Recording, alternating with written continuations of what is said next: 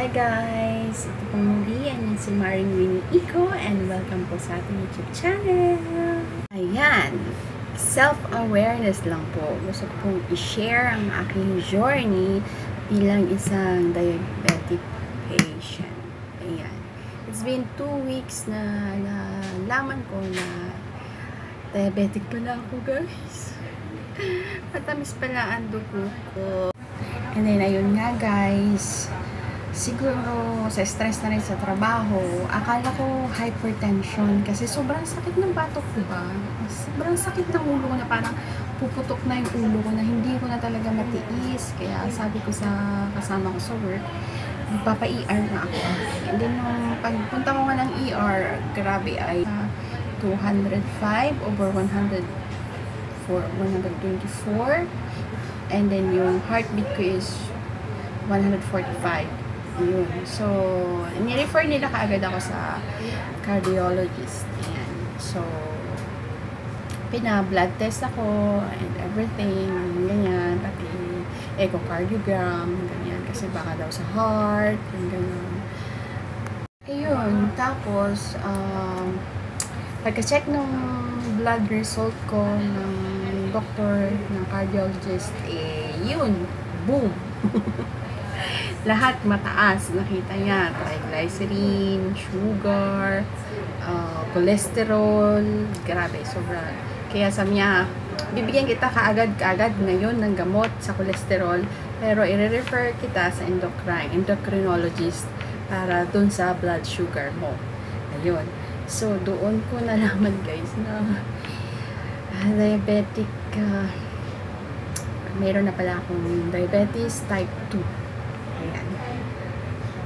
Isa pala akong hypertensive, diabetic, hypertensive, matawag doon. Basta yun na yun. So, ngayon, ipapakita ko sa inyo yung self-checking, yung pag-check ng blood sugar. Live to ha. Check natin yung blood sugar natin kung gaano kataas. Ayan. Ayan. Ito po yung machine na gagamitin natin. Ayan.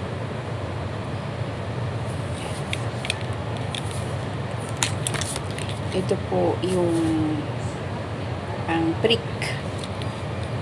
Open. Lagay po natin yung lancet.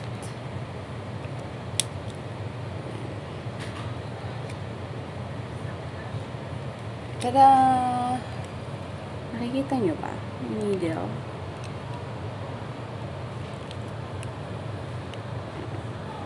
Ayan. Kita, hindi makita. Balik natin yung cover. Ayan. Tapos, wait lang. And then,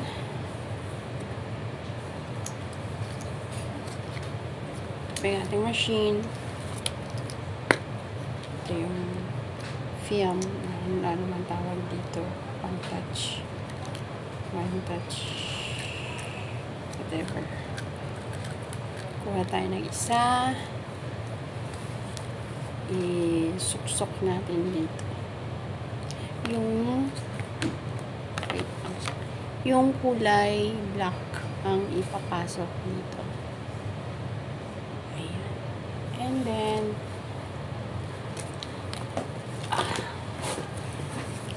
linisan natin ng alcohol ng ating daliri. Ito siguro. Yan.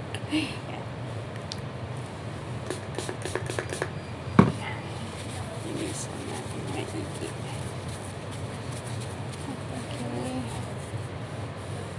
Okay. Dito ang pinili ko kasi para mas malambot. And then, pindutin natin yung kulay green.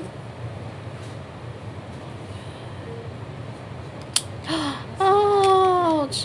Ouchie! Palabasin natin yung dugo. And then, kusan nyo itong sisip-sipin yung dugo. Look. Nasaan ba? I cannot see.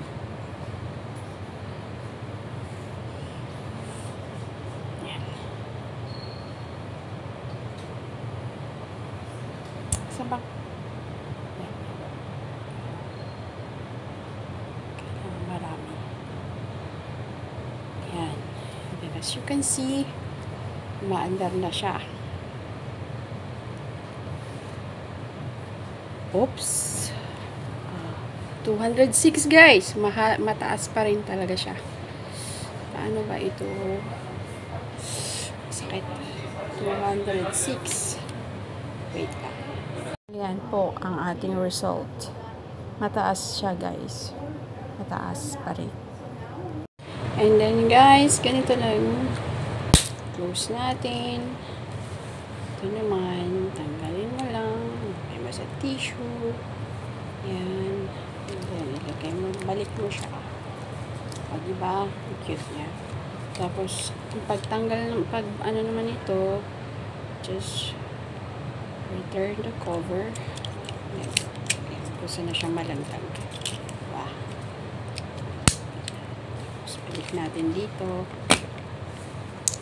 Tada! Pwede mo siyang bit-bitin anywhere. Cute, diba? Yun. Tapos, ito, yung ginamit natin, balot lang natin sa tissue, and itapon na natin sa basurahan. Checking up pala guys sa blood sugar. Fasting, less than 130 kung fasting ka. Kapag kumain ka naman, check mo siya after 2 hours, dapat less than 180. Pag sumobra doon, mataas na yon. Guys, yun sa akin, sobra-sobra pa sa 180. Kaya, high siya talaga. So, ayan, isa rin ito sa symptoms na nararamdaman ko. Yung parang palagi akong hinahapo. Parang akong hinihingal. Parang akong nahihina na hindi ko maintindihan. Yun. So, ayun nga guys. May diabetes ang lola nyo. Matamis ang dugo ko. Nag-i-inject nga pala ako ng 10 milligrams of insulin every night. Sa night daw siya gagamitin yung injection. And, thank God, bumubuti naman yung pakiramdam ko. Pero ngayon, Diyos ko, hindi ko alam bakit hindi bumababa ang sugar ko. Kunti-kunti na lang kinakain ko. Sabi nila, 6 tablespoon of rice, tsaka 1 egg a day.